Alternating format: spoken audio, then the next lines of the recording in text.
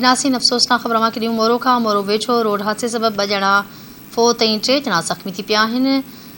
दर्स road ते rickshaw ऐं motorcycle में टक्कर थी पियो आहे, जंहिं सबबि 2 ॼणा फ़ौत ऐं 3 ॼणा ज़ख़्मी थी पिया आहिनि। अफ़सोसनाक ख़बर मां ॾियूं पिया हादसे सबबि नौजवान राणो ऐं निसार संदीलो फ़ौत थी विया आहिनि। सूबो ओडो समेत 3 ॼणा ज़ख़्मी थी पिया आहिनि। इतला ते पुलिस पहुची फ़ौतनि जा मढ़ ऐं ज़ख़्मियुनि खे इस्पताल मुंतक़िल करे छॾियो आहे।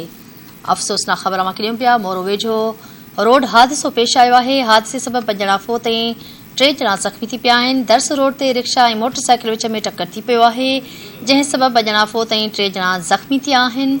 हादसे सबबि नौजवान राणो ऐं निसार संदीलो फ़ौत थी विया आहिनि, जॾहिं त सूबो ओड समेत 3 ॼणा ज़ख़्मी थी पिया आहिनि। चिनासी खे ॿुधाईंदा हलूं मोरो खां धते टीवी न्यूज़ रिपोर्टर सादिक ज़रदारी लाइन ते मौजूदु आहे। जी सादिक, कहिड़ा तफ़सील आहिनि? मोरो भरिसां दर्स रोड ते कारियो स्टाफ वटि मोटरसाइकिल ऐं रिक्शा जो टक्कर थी पियो, जंहिं नतीजे में मोटरसाइकिल सवार ॿ नौजवान फ़ौत थी विया, जंहिं सवार 3 ॼणा ज़ख़्मी थी पिया आहिनि। फ़ौत थींदड़ में नौजवान राणो खान, निसार अहमद संदीलो शामिल आहिनि, जॾहिं त ज़ख़्मियुनि में सूबो खान ओड राणी समेत 3 ॼणा ज़ख़्मी शामिल आहिनि।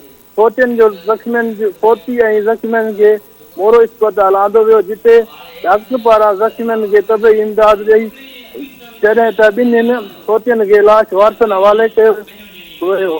लाश घर पहुचण ते कोहराम मची वियो। जी ठीकु आहे, वॾी महिरबानी तफ़सील ॾियण जे लाइ।